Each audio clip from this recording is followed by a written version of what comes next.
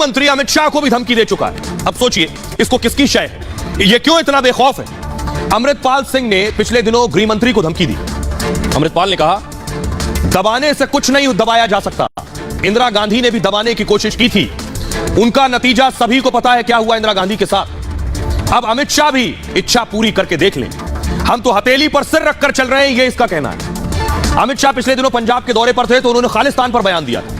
उन्होंने कहा खालिस्तानी समर्थकों पर नजर की बात कही थी अमित शाह ने। खालिस्तान पर नजर की बात पर यह अमृतपाल भड़क गया क्योंकि यह खालिस्तान समर्थक है। 20 फरवरी को पंजाब के मोगा में इसने धमकी दी। पंजाबी गायक सिद्धू की बरसी में पहुंचा था ये उस वक्त, और 1984 में आपको याद है इंदिरा गांधी के साथ क्या हुआ, उनकी हत्या हुई।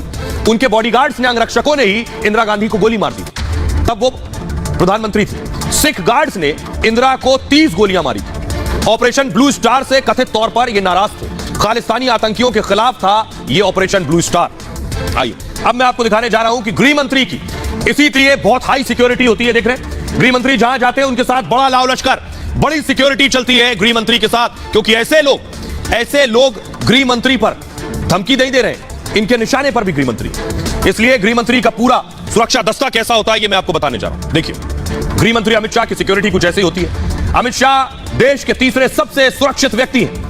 गृह मंत्री अमित शाह के पास Z कैटेगरी की सुरक्षा है। Z+ सुरक्षा में 58 सुरक्षा कर्मी अमित शाह के साथ 24 घंटे रहते हैं। इसमें से 10 NSG और SPG के कमांडोज होते हैं। पहले घेरे की जिम्मेदारी NSG के पास होती है, दूसरे घेरे का जिम्मा SPG कमांडोज का होता है, और CRPF कमांडो स्थानीय पुलिसकर्मी भी शामिल है इसमें। इंडो तिब्बतन बॉर्डर पुलिसकर्मी भी होते हैं। कमांडो के पास काले रंग का एक ब्रीफकेस भी होता है। ये जो कमांडोज खड़े हैं इनके पास एक ब्रीफकेस होता है। इस ब्रीफकेस में बुलेट प्रूफ शील्ड होती है, फौरन आगे उसे खोल देते हैं। ब्रीफकेस खोलते ही ये ढाल बन जाता है, और Z+ कैटेगरी की सुरक्षा में स्कॉट्स ड्राइवर भी मिलते हैं। यह है गृह मंत्री की सुरक्षा।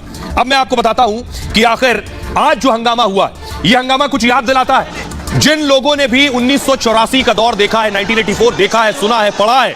यह देख रहे हैं, ये तस्वीरें डरा रही हैं। किसी राज्य में हजारों समर्थक पुलिस थाने में घुसकर हाईजैक कर लें। ये तस्वीरें बता रही हैं कि पंजाब कितने खतरे में है। ये तस्वीरें बता रही हैं। अगली तस्वीर दिखाता हूं। ये तस्वीरें भिंडरेवाला की याद दिलाती हैं। ये है भिंडरेवाला, ऑपरेशन ब्लू स्टार में इंदिरा गांधी ने भिंडरेवाला को, उस ऑपरेशन में भिंडरेवाला मारा गया। और भिंडरेवाला क्या था, क्या भिंडरेवाला के नक्शे कदम पर है ये अमृतपाल भी। आइए आपको बताते हैं पंजाब को क्या ये नया भिंडरेवाला मिल रहा है। पंजाब के लोग इसके साथ नहीं है, पंजाब की एक बड़ी आबादी इसके खिलाफ है। अमृतपाल भिंडरेवाला जैसा वेश बनाए रखता है। देखिए उधर दूसरी तरफ कॉर्नर पे आपको भिंडरेवाला नजर आ रहा है, और ये है अमृतपाल। भिंडरेवाला जैसा भड़काऊ बयानबाजी करता है ये। अमृतपाल भिंडरेवाला को अपनी प्रेरणा भी बताता है। भिंडरेवाला के रास्ते पर चलने की कसम भी इसने खा रखी।